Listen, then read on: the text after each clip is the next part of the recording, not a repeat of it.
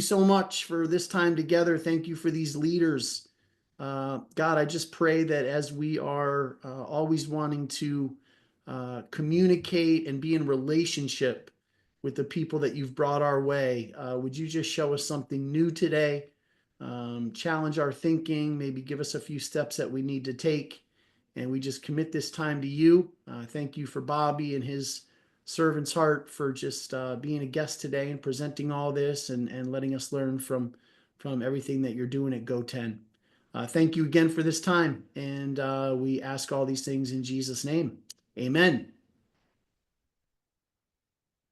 Hey, thank you, Jonathan. Thanks for allowing me to be on here today, and thank you for all you do that Venture 19 does, that you and Heather give to so many different organizations. And I know that I personally have benefited from consulting from both of you, as well as just some guidance from Venture 19 and resources. And so I'm thankful that today I can share a little bit of something that we do, and maybe that helps the community a little bit along the way. I get to be part of that. So thanks for letting me be here today. A little bit about me.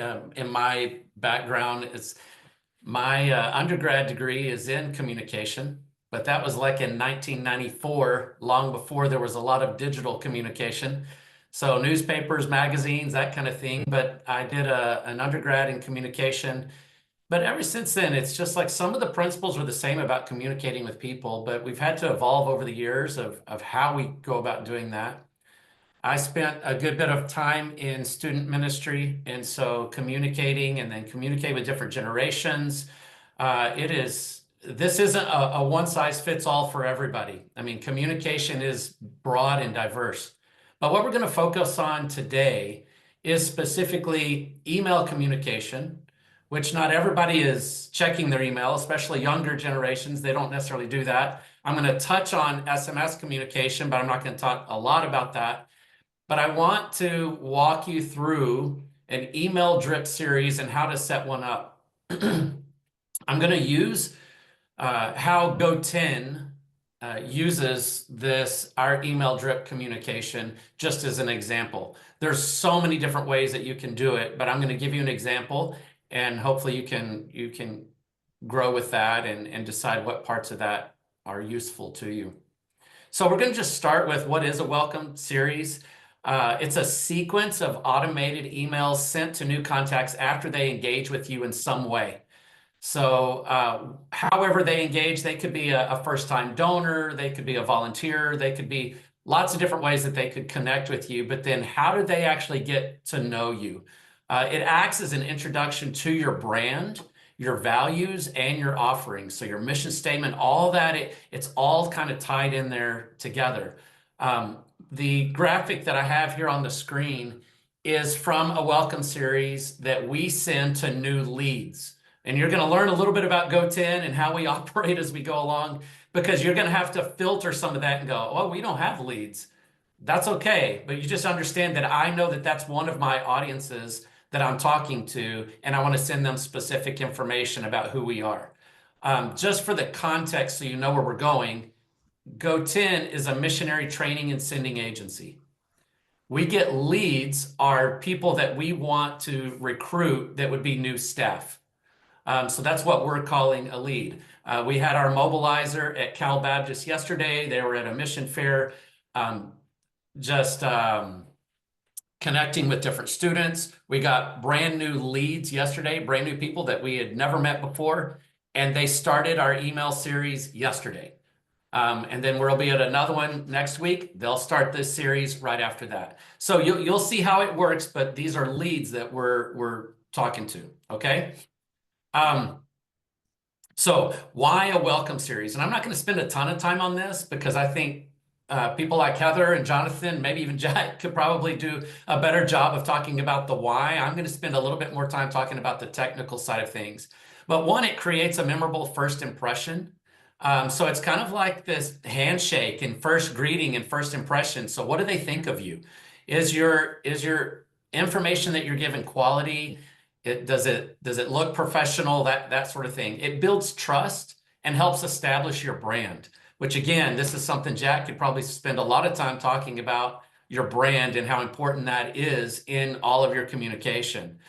It increases engagement. So what is it that you want this person to do after they get your information? Encourage specific actions. And I'm going to talk about call to actions in different ones. There's a lot of strategy to when you do which call to action, when you don't do it. I'm going to touch on some of that. And then set expectations and build momentum. Ultimately, the MailChimp plan that I'm using, in order to do the email drip series, you have to use a paid version. And the two paid versions are right there in the middle. One is standard, one is essential. You can start out with a free version and test it out. But the essentials version only allows for 4 journey steps. And I know that sounds, you're like, I don't even know what that means. We're going to touch on that. But it only allows 4 journey steps. That's part of the email drip system. The standard plan allows up to 200 journey points.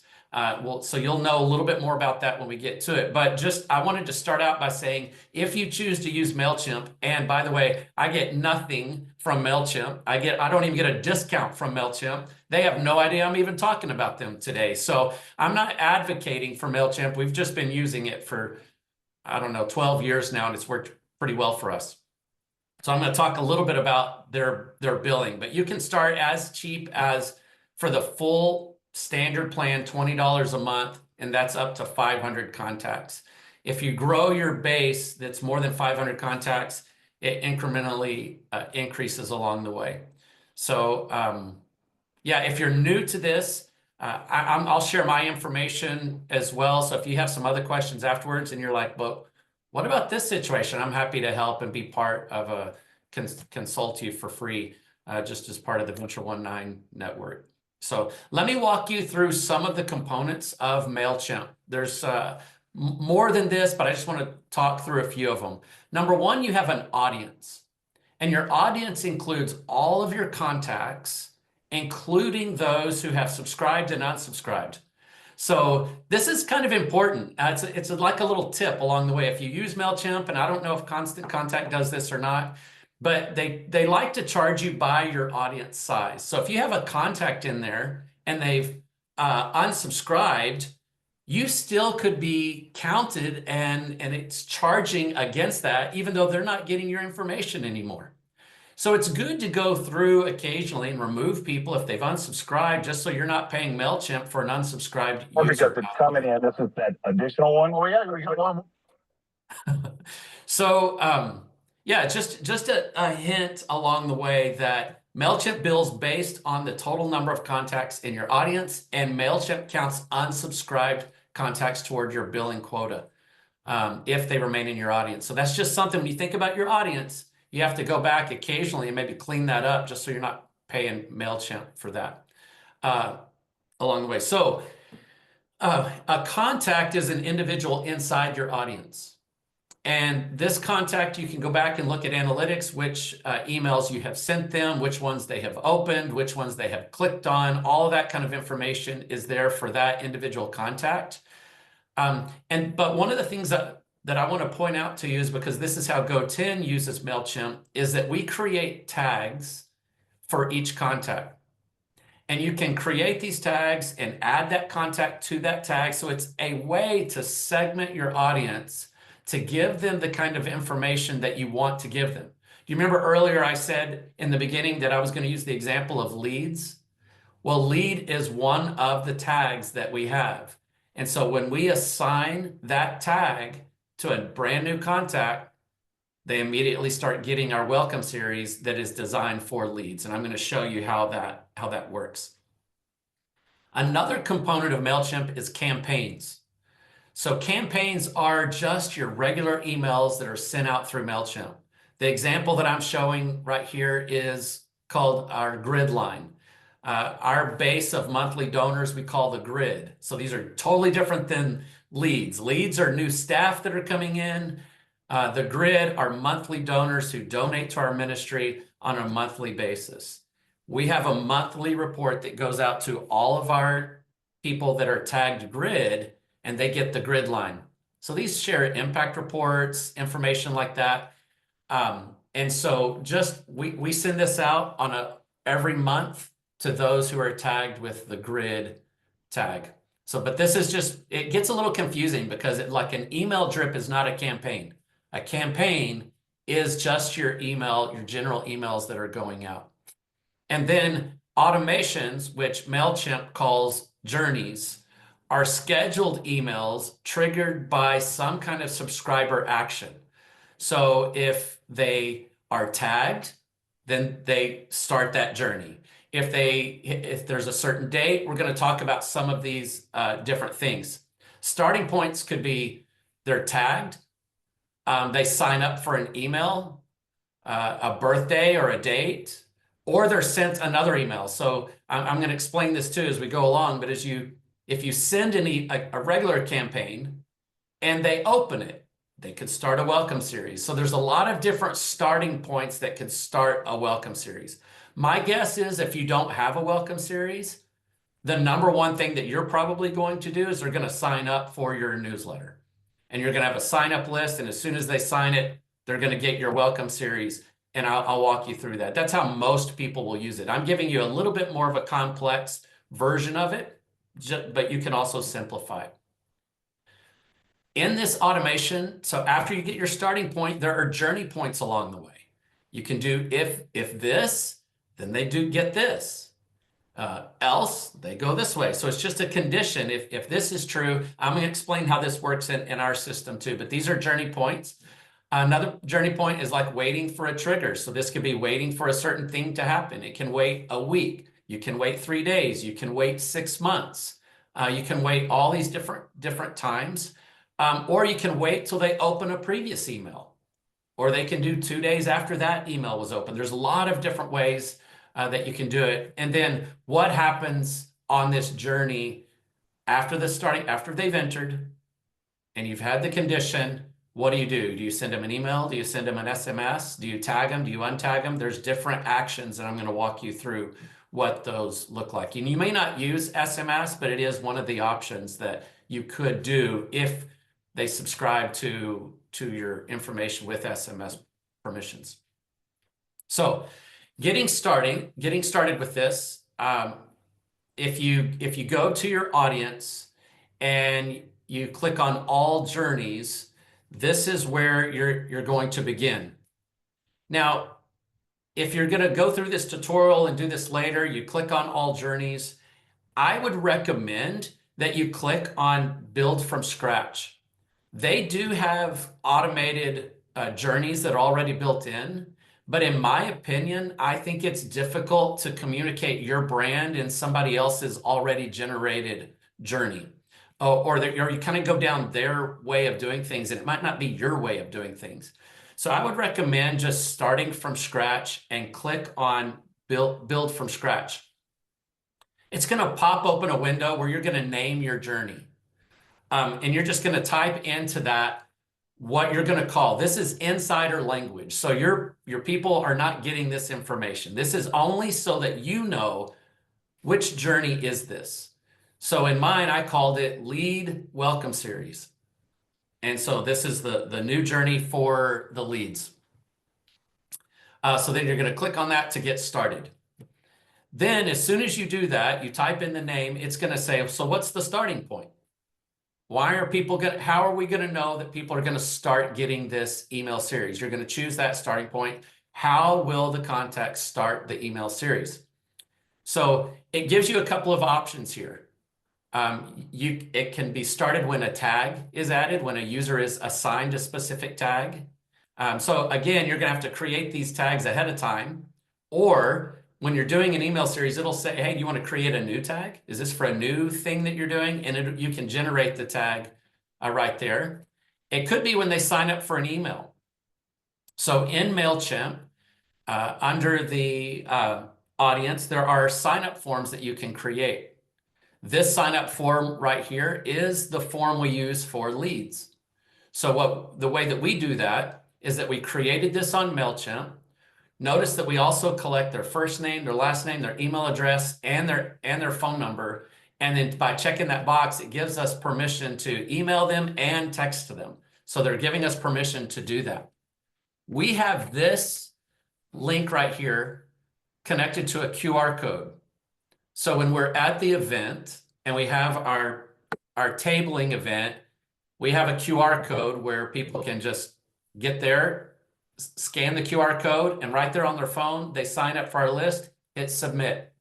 And as soon as they subscribe to us, that creates the tag, puts them in the system, and off they go into the welcome series as soon as they do this.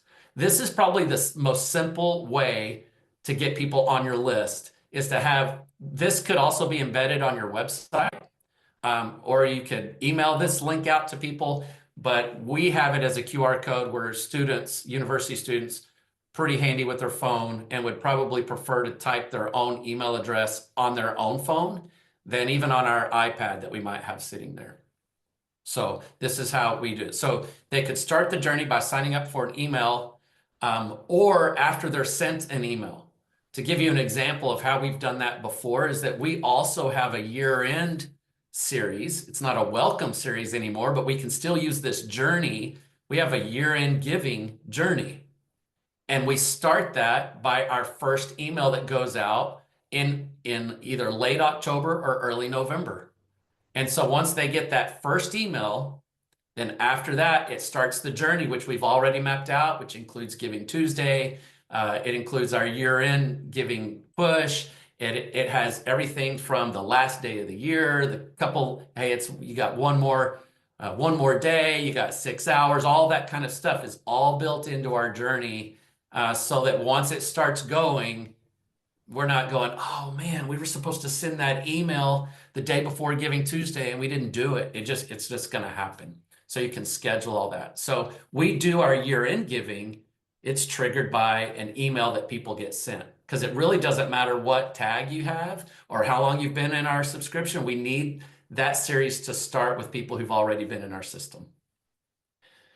So, but for this example, I would want you to click on tag to insert it. And then it's going to create a little journey page. And this is what the journey looks like. It already says that, hey, the contact is tagged leads, and now they're in the system. What do you want to happen? So the very first thing that we do is we send an email. So these are the different journey points. So the very first email goes out. And then you can add things like a time delay, wait for a trigger, or if then conditions. So, and I'll walk you through what each one of those looks like. A little tip here, what I think is the way that we do it is that once somebody immediately signs up and they begin the journey, we want them to get that email just within a few minutes. So we have that, you can set the time of day, which days they get emails, but we want them to get that almost immediately. Because if they're at a tabling event and they've got 30 different vendors that they're talking to, we want them to know, to remember our brand. Oh, I remember GoTen. I remember their logo. I remember this phrase. I remember this saying.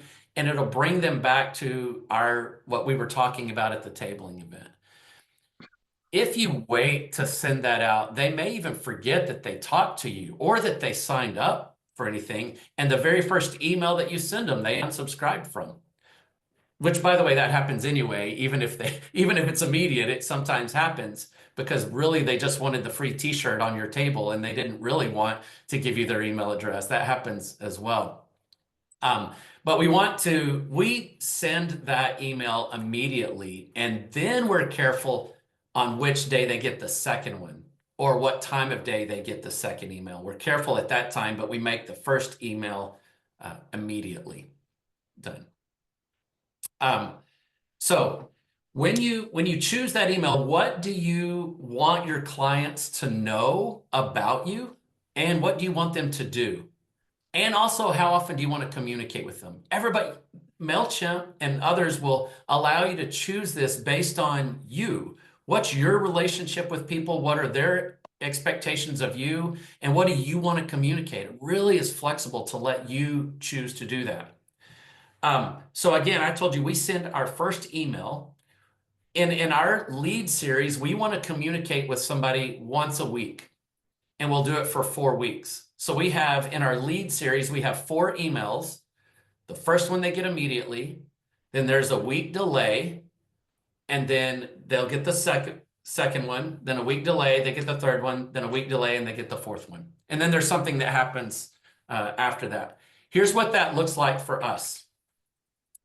This is for potential staff. These are leads. So the very first one has welcome to GoTen. And in that, we're going to talk about GoTen's mission and their role in it. Now, if you think about it, those 2 things could also go into a volunteer email series. It could also go into a trainees series or a donor, because you're probably going to communicate your mission and how they can be a part of it. What we found in our organization is that we have multiple different people coming into our organization for different reasons. And because they're coming in for different reasons, we wanted to communicate specifically with those audiences that connect with what they're thinking about. So a student at a university is thinking about a career or a mission trip or an internship. They're not thinking about donating. And so if our communication is talking about donating, we're missing them. So we want to target, but with a donor or a volunteer, they're engaged with it. The mission's the same.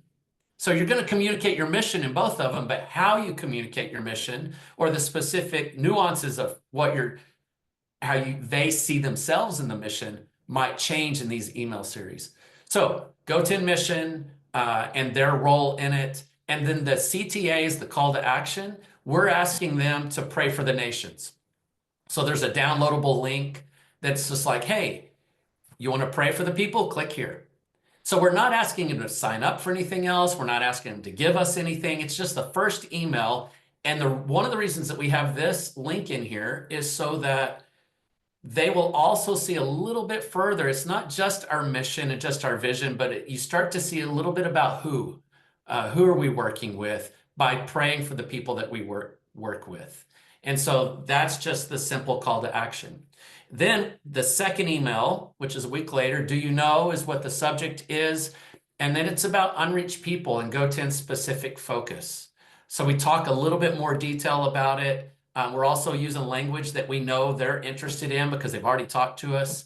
The call to action is to join a discovery group. Those are online Zoom calls just like this with people from all over the nation that are asking the questions. Hey, I'm thinking that I want to be involved in missions, but I'm a little concerned about what my parents are going to think. That's what a discovery group is all about. They're not alone in asking those questions, but we're still not asking them to commit to anything. We're asking them to just, hey, if you got some questions, join with other people who are asking the same questions. A little bit safer ask, okay? Then the third email, hey, there's actually options for you to serve locally or globally. You can be involved with our training center that's here locally, here in Phoenix. You can do an internship, which we offer and we push in the summer, and then or short-term trips. Here are some ways that you could connect. Now we actually include a link to our internships and our trips and ways that they can engage. And then lastly, after another week, we just say, what's holding you back? And then we address some common obstacles that students are typically thinking about. Oh man, I'd have to raise money. I don't know what my parents are thinking about me raising money. I don't even know if I don't know if I can. Do I know enough people who can give me enough money? These are things that people are thinking about, or they're going, I don't know if I should go to Africa or the Middle East, or should I just stay in the United States? I just don't know. We address some of those things in the email. Just what are some of the things that we know what they're thinking? We just want to call it out. And then the call to action is, why don't you talk to one of our mobilizers? Why don't you talk to them specifically? So you can see the journey goes from an intro all the way down to, why don't you text here and actually connect with somebody that's going to walk you through. This is a similar technique that would be used in sales, right? That you're going to act. Why don't you just give us a call now? And you talk to that salesman. Although we're in ministry, we're not trying to sell something. We're really just trying to walk people through that process. Hey, and then Bobby. lastly, what happens after they complete the journey? So you go through this process, they start it, you have all these journey points. What do you do with them afterwards? The way that we address this is that we assign new tags and we take away tags, because that puts them in certain segments of how we want to communicate with them long term. So in this specific example right here, at the end of a lead, they go all the way through. At the end, we tag them in a mobilizer tag. So the mobilization tag. That means there's somebody that we talked to, they went through our lead series and they didn't unsubscribe. So now we're going to give them our quarterly email to all of those with the mobilization tag. So I just put them in a bucket so I can communicate with them according to how they entered our system long term. So we have a separate communication that goes out once a quarter to every person that's considering mobilization on updates on short-term trips, new internships, impact reports, video testimonies of people who did internships. They get that kind of regular communication. But I also do this if-then test here. There's a condition that happens. And you can see it at the end. The system looks, is this contact currently tagged with Give 10 or the grid? If they're not, I add the Give 10 tag to it, and guess what? They start the Give 10 series right after that. So I'll show you what that looks like here in just a little bit. So I just talked about this. I didn't have these slides up. Hey, So- Bobby, Yes. can I ask a quick question? Yes, sir. I want to go back for just a second, right? This all starts with you tagging people, right? In Right. some ways.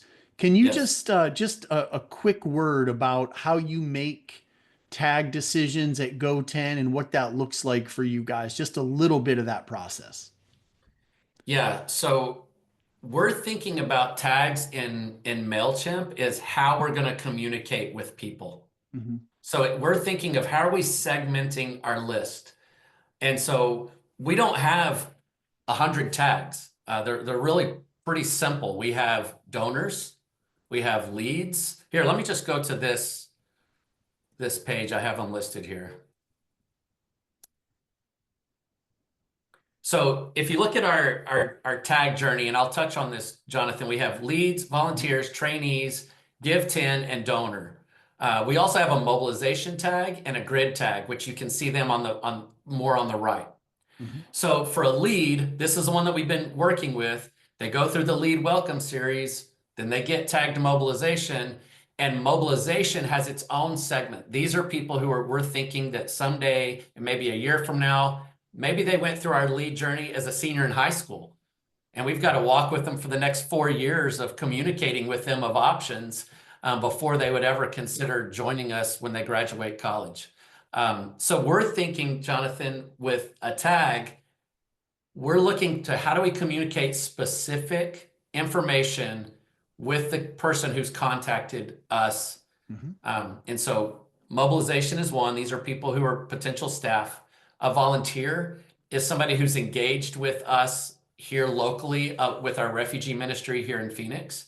And we have specific communication that goes to them. It's not regular communication where it's every month, but I can pull this up and go, hey, here's the trainings for the spring that we're offering, and we can send that out there to them. Or we have a need. We're opening up a brand new class on Monday, Wednesdays at 10:30. I just got out of a meeting about this to open up a new kids program. We have 0 volunteers. So that's something that we would send out to our volunteers that we're launching this new class, but we don't do that every month. That's a kind of a one-off thing, but I can go send my volunteers a specific communication piece. Trainees are people who've been through trainings, and some of those are not even here locally. So I can't ask them to volunteer, and they may unsubscribe if that's all I'm asking them to do is donate and volunteer. So I'm like, I want to help them grow where they are. So I'm sending them specific information. Give 10 is a welcome series to try to help people understand the power of giving on a monthly basis. And so there's a series on that gives them opportunities to give. And then we call that giving program the grid. The grid gets a monthly communication. So we pull up MailChimp, select all those people that are tagged grid, and then they get that grid line that goes out. And then donors, because our organization also has missionaries who raise their financial support. There's a lot of donors I don't even know. So I don't want to be bugging them about volunteers and trainees and leads and all this and going on short-term trips. These are donors that are connected to our staff. But I do want them to know what we're doing as a whole as an organization.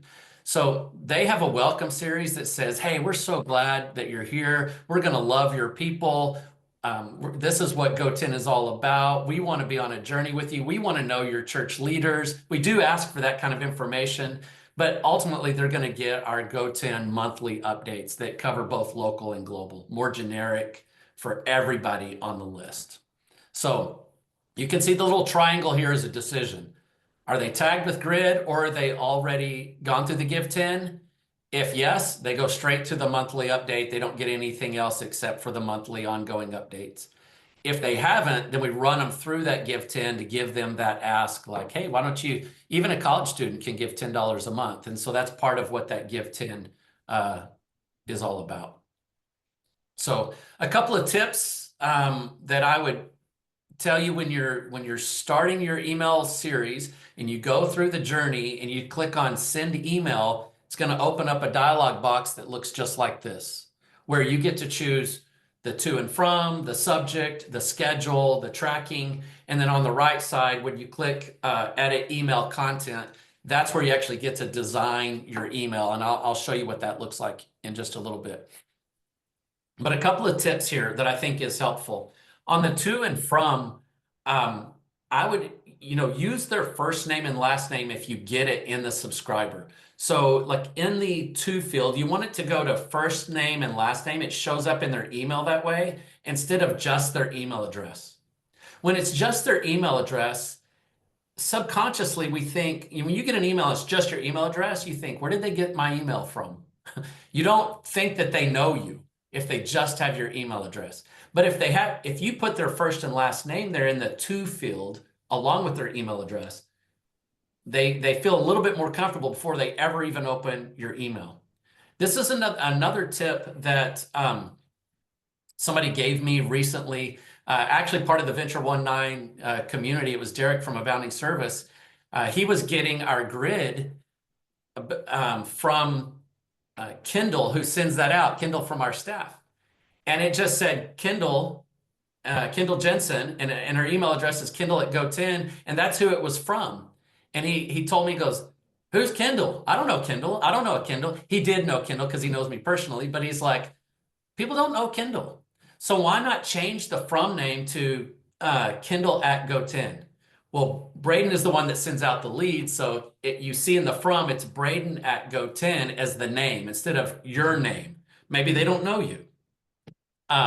So that's just a little tip that I was given, and we've adopted that. In the subject, if you collect the first name and last name, there are these toggles that can be inserted into the subject and into the preview text, as well as to the body of the email. So you can customize it. Dear Bobby, Dear Jonathan. And then you can also use those in the subject. So we found that it is tends to be a little bit more personal, and the open rate is a little bit higher when the first name is actually used in both the subject line as well as the preview text. So the subject line is just going to show up in the email. You know where your subject is and what it's about. The preview line shows up. If you don't set a preview line, MailChimp will go grab something and put it in there. Our friends at Next After, who give some really good email campaign advice, they suggest making that first preview line just like you're writing a personal email. Don't make it your call to action. Don't make it another way to say something about the subject. Make it similar to like the very first line of an email. Hey, Bobby, I hope you're doing well. That kind of thing in a preview line, people see that in their email and go, oh, hey, this one's personal. Then they can click on it. So just increases the open rate by using some of those things. And then also in the schedule, it has a place where you can schedule this. And on I remember me saying this earlier, when they sign up initially, they get the email immediately. That's an option when you can, where it says what time of day or what days should they send the email. You can just say immediately and they'll get it immediately. But on my second email, I change it where it's only open Monday, Tuesday, Wednesday, Thursday, or Friday. And that's with college students. If it's adults and donors, it changes to just Tuesdays and Thursdays. Although Wednesday is okay too, but we stay off Monday and Friday. Also, Derek, I have no idea if he's on this call or not, but Derek, I don't think he would care if I shared this information, but he said from his own analytics of his organization that if they ask their contacts for a donation on Saturday or Sunday, the unsubscribe rate is through the roof. And I was like, that's pretty good analytics. And you have to do that. Who is your donor base? You go back and look at it and go, man, I need to stay off Sunday and Saturday if I'm going to have a donate button on my welcome series. He knows to not do that. So you can go set this. What days do you want them to actually get that email? And what time of day do you want to get it? So for us, we have it set for Central Time, 9 in the morning to 11. Only on Monday through Friday do they get our second, third, and fourth emails. Does that make sense? Wonderful. Now then, a couple of other things that I would just say that I think is important when you're sending your email. In this lead series, you can see that I use a header graphic. Our friends at Next After are actually saying, you know, the less professional you can make your email, sometimes the better. People will engage in that. And so instead of using donate buttons, use links. So, and that could change 2 years from now or less than that because people are constantly changing. So you just have to kind of choose what you want to do. I use a header graphic, but in our leads email on my very first slide, you could see here's this series. And I keep the God has a plan for the nations and it includes you graphic, but it actually switches pictures back and forth and uses different pictures in this header. So I do that so that there's a consistency with the brand and a consistency with what this is about, but it also doesn't look like the same email I sent last week so that they just skip it. So they immediately see something a little bit different. We also, this one has a male on it. The next one has a female on it. And so we just kind of switch it out and where they're engaging and what kind of engagement just to kind of move them forward. So this is how we do it. We use hi, first name, and then we make it look like a letter. We have the call to action and a link following what Next After is saying and not using a button. You can create a button in MailChimp, but they suggest using links. And then just to try to include your branding everywhere. So I have GoTen at the bottom. It's not straight up at the top like it's all about GoTen, but I have it there. And then we use our colors. The link color is our secondary color in our branding. And then the blue banner at the bottom is our primary color in our branding. And so those things show up so that they're consistent even after they move out of the leads tag email series. And maybe they get put into the Give 10 series.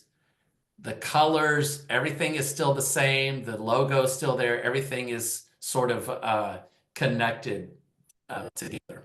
So I know I've talked a lot about this and there's a lot of moving parts, but I wanted to leave a little bit of time here at the end to address some questions or more specifics that you might have that I could help, or why do we do this instead of this, or maybe even create some clarification.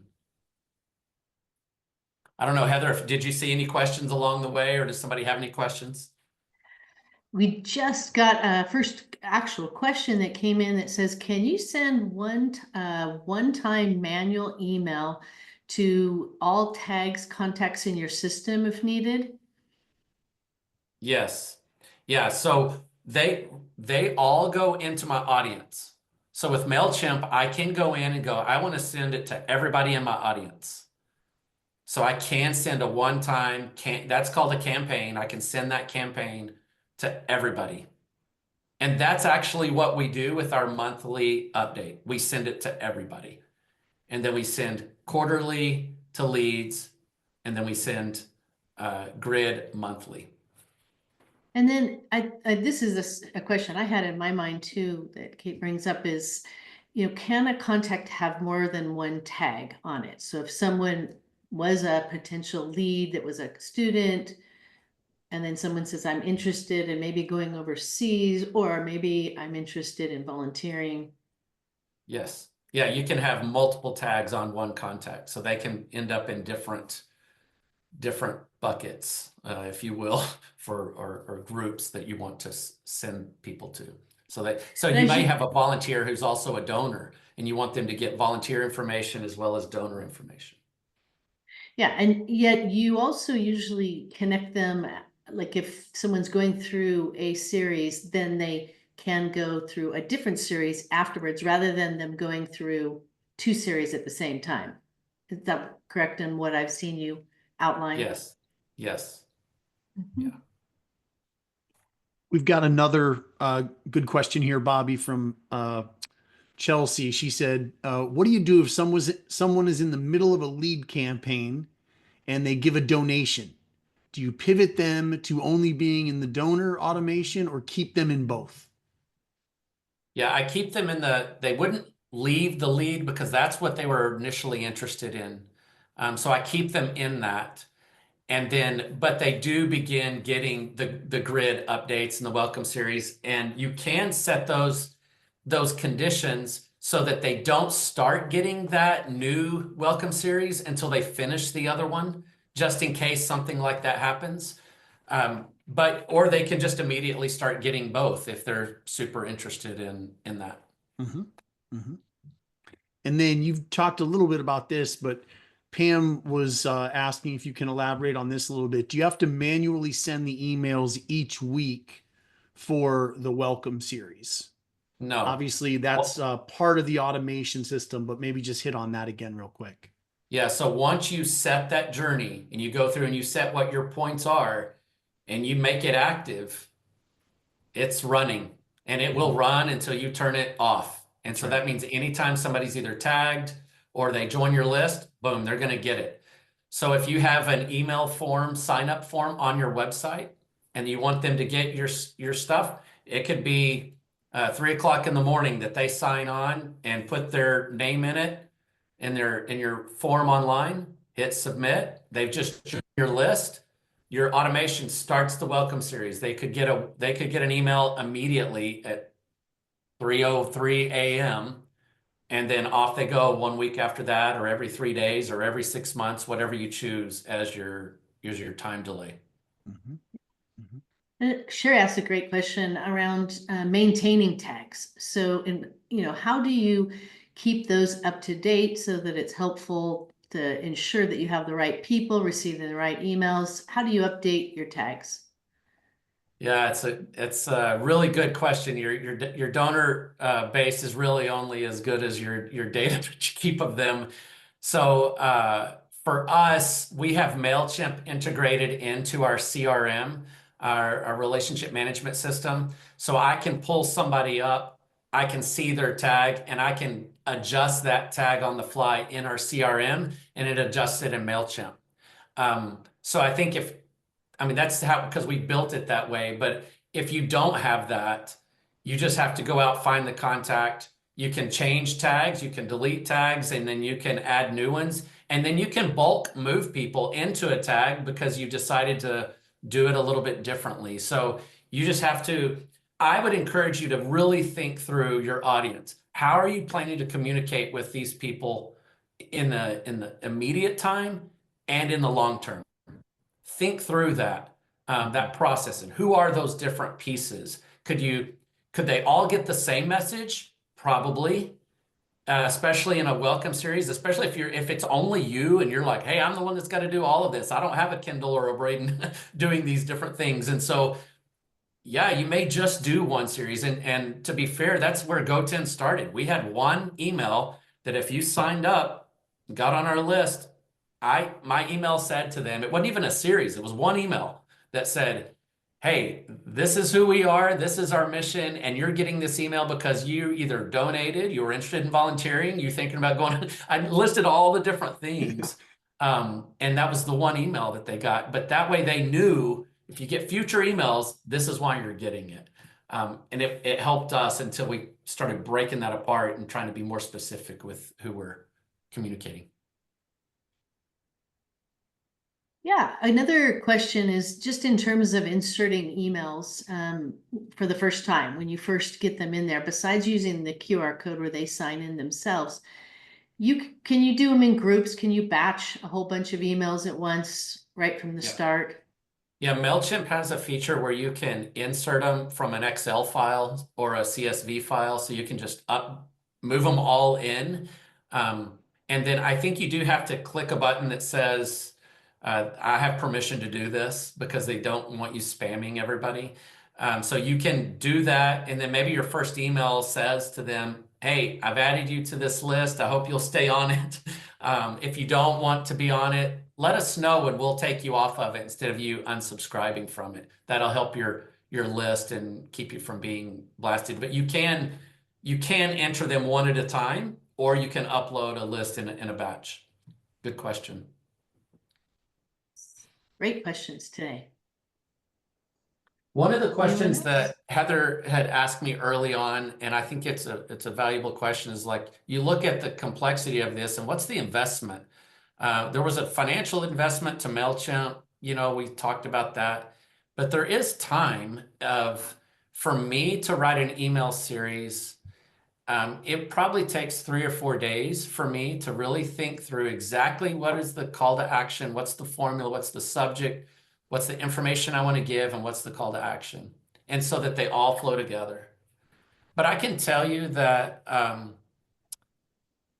yesterday I got one of our own email welcome series, because occasionally I'll take the tag away from me and I'll put it back. When you delete the tag and you put it back on somebody, they go through it again.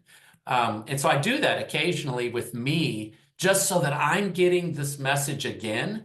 And I'm going, is this still appropriate? Am I still saying this the way I want to say it? And just gives me a chance to proofread my own emails and that. But I think it takes 3 or 4 days to put a series together. But you invest that time, and once you get it going, it's like it's doing it for you, and then you don't have to do it anymore, other than check it and make sure it's still saying what you want to say. Yeah, that's what I was just going to highlight, Bobby, is right. We look at this, there are a lot of moving parts. You've got to take some time to get things set up and keep up with it. But once you have this system in place, or these systems in place, right, then it just really starts to work for you. And Yes. and right, your emails are going out, you're communicating to the people that you want to communicate with a message that makes sense. And so, yeah, to your point, Bobby, there is an investment up front, finances, time, different things like that. But it really is a great tool for you. So just really encourage you to look into, if it's not MailChimp, another platform that works for you. But this concept of automating communication is very significant. One comment, Bobby, before you wrap it all up, is I gave a context just on the text that said, who you are, that you are the executive director founder. You don't have a big team of people that are running your communication strategy. And so when we talk about investment of time, you've done this with multiple audience types. And that can be a little bit overwhelming. If a leader was to pick just one of those that maybe is their most important, for example, you picked leads, if I picked donors, if they were doing that first one, what would you say as an estimated time investment to really set that up, everything you've gone through, to just do that for one audience, and then they can adapt the other audiences they might come up with? What would that be? I think it really depends on, one, how much thought are you putting into, and how much do you just scrutinize word for word what you're saying, and exactly which words and what paragraph you put it in. So that, depending on how much time you take doing that, could take some time. The technical side of things, I think you could do it in a day, depending on how technical you are. If you're scared to death to click on the computer because you're afraid you're going to send everybody in your email address, in your address book, the wrong email, which just to let you know, we've been doing this a long time, and I decided on Christmas Day that I wanted to send just a graphic. And I just did a one-time thing. I sent it out and I reversed the line and the asterisk in the toggle for F name, which is first name. I reversed, it's supposed to be asterisk / F name / asterisk. That's the toggle. I reversed the lines in the asterisk. So I sent out to our entire database, hi F name, and that's what went. So just know that I got it. yeah, I was like, oh, you gotta be kidding me. How did I do that? But you know what? We had no unsubscribers from that. I think everybody goes, oh, Bobby was doing that in the middle of the night or something. I don't know what they were thinking. So let yourself have a break, do it, make one email, and I think you could get it done in a week if you spent some time on it. Create a little tag test group that has your best friends in it and go, hey, I want to give it a run and let me know what you think of this. We do that too, where we create a series and put people in it and say, go for it and tell me give me some feedback. Yeah. No, that's Good great. example. That's great. Thank you. That makes Thank you. everyone feel comfortable that you made a That's right. mistake. So That's thanks for right. sharing Yes. that. I make lots of them. Chris just said, I always feel better when smart people make mistakes. Oh, Bobby, thanks so much. This was so great. A lot of info just packed in a little bit of time here. We will send, just as a reminder, the PowerPoint, Bobby's contact info. Honestly, Bobby, he's not just saying this. If you have other questions, feel absolutely free to reach out to him. He's happy to engage you by email or grab a phone call with you. And Bobby, just so appreciate you giving your time like that. So maybe there's some specific things connected with your work and your nonprofit that you want to ask Bobby about. So again, we'll send out that information. And this recording will be posted to the website by the beginning of next week as well. Bobby, I'm going to ask you to pray for these leaders as we close. But just one more thing. When Bobby is done praying, Bobby, Heather, and I are going to stay on the line for another 5 or 6 minutes. If you've got some other questions or just something else that you want to talk about before we close the Zoom room. So Bobby, pray for us. And thanks so much for being with us today. Sure. Let me just say one more thing before I pray. If you're interested in just seeing some of our series, you can email me. I'm going to put this in the chat. I don't have a slide that has my information on it, but it'll also go out in the email. But if you want to see one of our series, I can add you in a tag. I don't want to go do that for all of you and you just see which ones, but if you're interested in seeing an example, I'm happy to do that if you send me that information. There's no place on our website to just sign up for our newsletter. We do that for a reason because of what the kind of communication we send out. So, but if you want that, I'm happy to tag you and let you get a series if you want it. So let me pray for us. Lord, I just thank you for the opportunity to be with all of these wonderful people today. And I know they all represent tons of hard work and lots of passion and calling to serve all kinds of different people.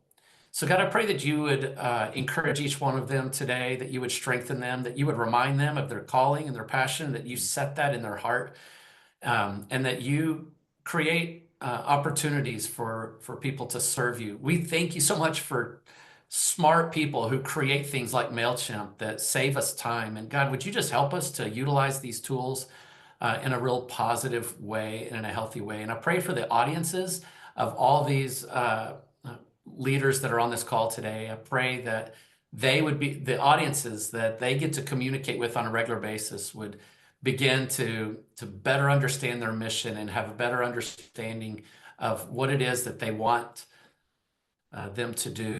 And yeah, you just help each one of these leaders as they begin to craft these welcome series, that you would give them the right words to communicate what you want them to communicate. Yeah, thank you so much for Jonathan and Heather, their vision, their leadership, and for Venture 19 and how it continues to bless nonprofits from all over. So God, yeah, we just ask that you continue to bless them, and may we all together bring you glory and honor. It's in Jesus' name I pray. Amen.